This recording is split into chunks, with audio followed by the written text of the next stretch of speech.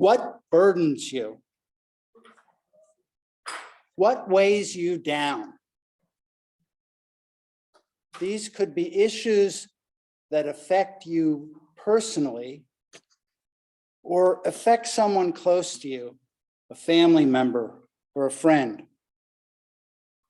Some examples of burdens might be health issues, physical and mental.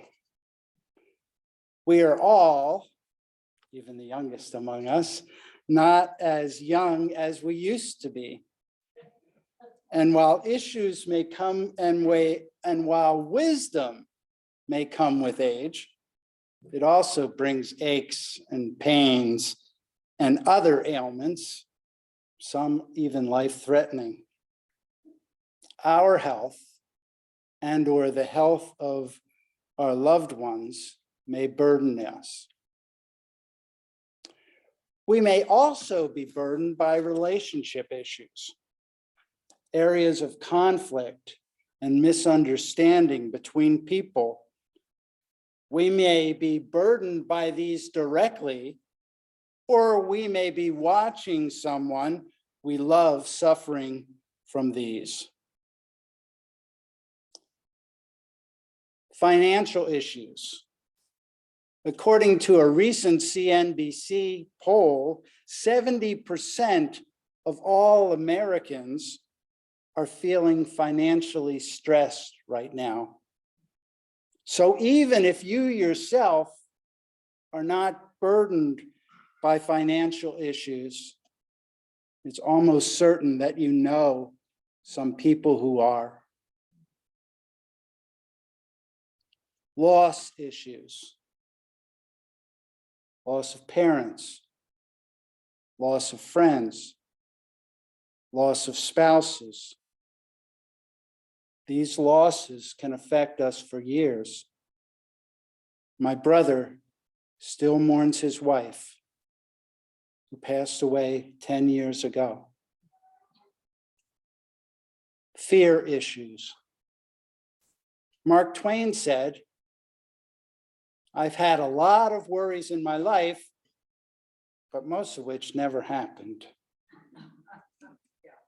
In one of my favorite lines of scripture, Jesus says, "Don't worry about tomorrow.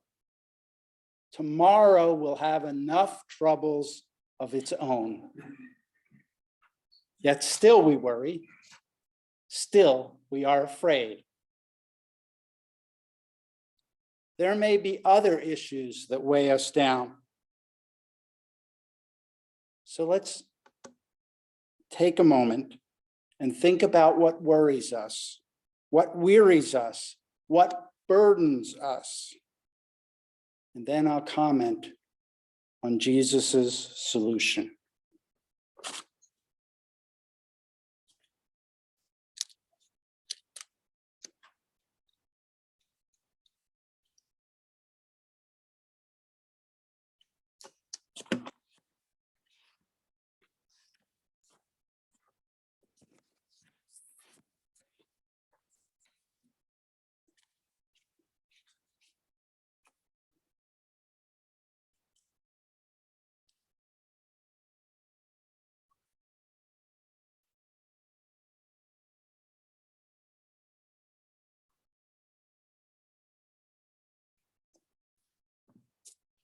As we hear in the scripture that Kay read, Jesus has a three-step solution. The first step is come to me. Come to me, all you who are weary and burdened, and I will give you rest. Come to me, not to an institution, not to a church, not to a set of rules. Come to Jesus. Come to a person whose arms are always open to you. Number two, take up my yoke. Now this seems a little bit weird to me. Okay, so we're burdened, we're heavy, and then there's the yoke. But why does Jesus ask us to take on what seems like another burden? As you know, a yoke is a wooden beam to help carry or pull heavy objects.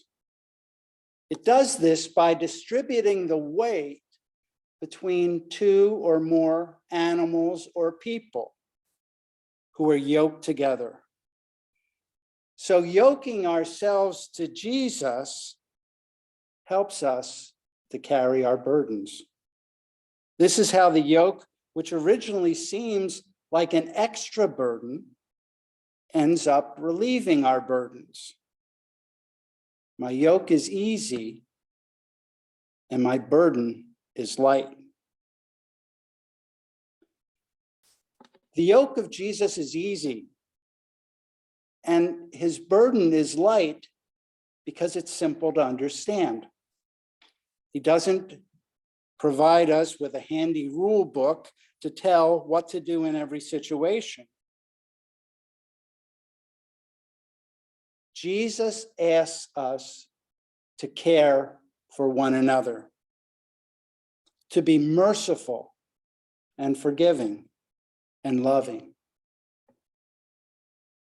to love God by loving others. Jesus expects his followers to be generous and inclusive, even when people look or act differently than we do.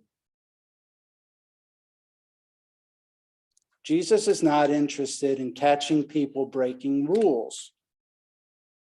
He wants people to live lives of love, acting as instruments of peace and advocates for justice.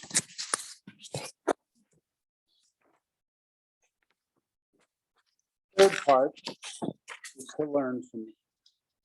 Every week we learn from Jesus. What do we learn from this week's scripture? At the beginning, Jesus compares himself to John. John came neither eating nor drinking, and yet people thought him crazy. Well, to be honest, I think John's a little crazy. I can't see myself going out into the wilderness and surviving on locusts and wild honey. It just doesn't seem like it's. I'm glad I don't have to follow John, but I am glad that there's Jesus there to help me. Jesus came eating and drinking, and he was called a glutton and a drunkard. But I think it wasn't so much what he was eating and drinking, but as much as the people that he was eating and drinking with. He was eating with fishermen who didn't even wash their hands before they ate.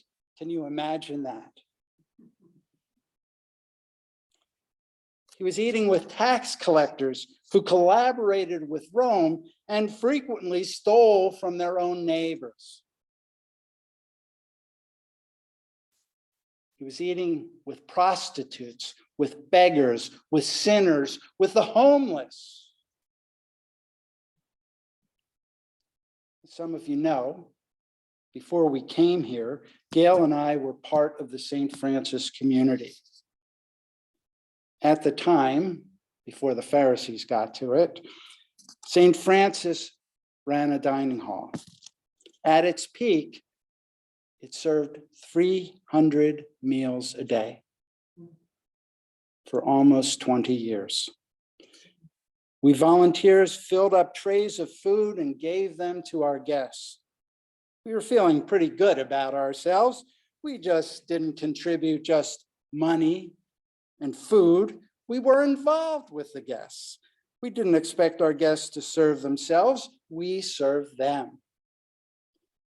But then our pastor, a saintly woman called Valerie Chapman, challenged us to do more. Because we would serve the dining hall guests and then go home to eat.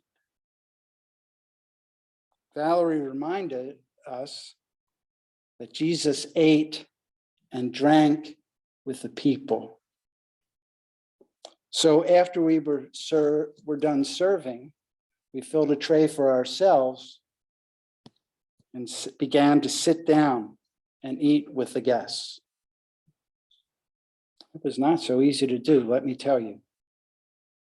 But it was the lesson that Jesus taught us to do. And it was much more rewarding than going home and eating our own food. So building a safe rest village for the homeless follows the example of Jesus, but it's only the first step.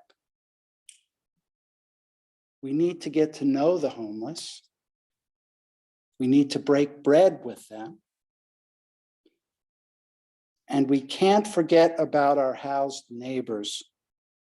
They share the same burdens that we do. They certainly are very worried, very afraid.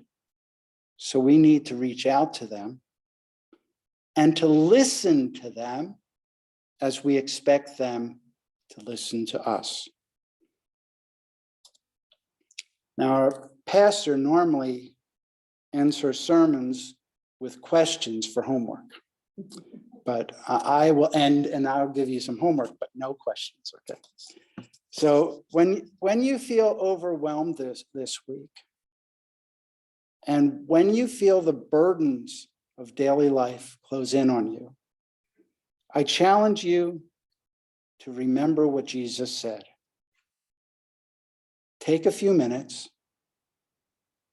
sit down, close your eyes, and follow your breathing, and meditate on Jesus's words. Come to me, and I will give you rest. May Christ's peace be with you.